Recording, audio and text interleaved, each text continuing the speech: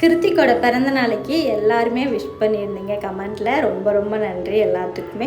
என் தம்பி வந்து 2 banner அடிச்சிருந்தான், husband ஒரு பேனர் அடிச்சிருந்தாங்க.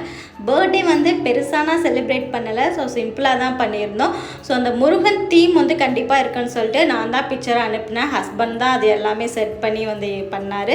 ஹஸ்பண்ட் தான் வந்து டெக்கரேஷனும் ஆல்சோ அவர் தான் பண்ணார். டெக்கரேஷன் எப்படி இருக்குன்னு சொல்லுங்கள். ஒரு 5 கிலோ அளவுக்கு வந்து தம்பி கேக்னா வாங்கிட்டு வந்தான். கேக் வந்து அந்த டிசைன் எல்லாமே சூப்பராக இருந்தது. நாங்கள் வந்து கூட்டம் வந்து அவ்வளோவா இருக்காது அப்படின்னு நினச்சிருந்தோம். நிறைய பேர் வந்து தம்பியோட பிறந்தநாளைக்கு வந்திருந்தாங்க. தம்பியோட ஃப்ரெண்ட்ஸுமே எல்லோரும் வந்திருந்தாங்க.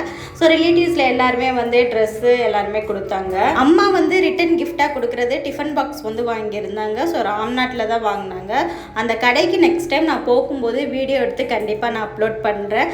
தம்பிக்கு வந்து பர்த்டே அன்னைக்கு என்னென்ன சமைச்சிருந்தோன்னா சிக்கன் பிரியாணி, அப்புறம் வந்து சிக்கன் கிரேவி, பாயில் பண்ண எக்கு, சிக்கன் 65, தயிர் பச்சடி, கேசரி, கத்திரிக்காய் பச்சடி எல்லாரும் பண்ணியிருந்தாங்க. தெரிஞ்ச தம்பி தான், எங்கள் ஊரில் உள்ள சமைக்கிற தம்பியை தான் நாங்கள் வந்து சமைக்க சொல்லியிருந்தோம்.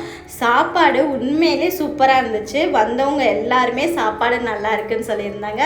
ஸோ இந்த வீடியோ பிடிச்சா லைக் பண்ணுங்கள். நெக்ஸ்ட் வீடியோவில் பார்க்கலாம்.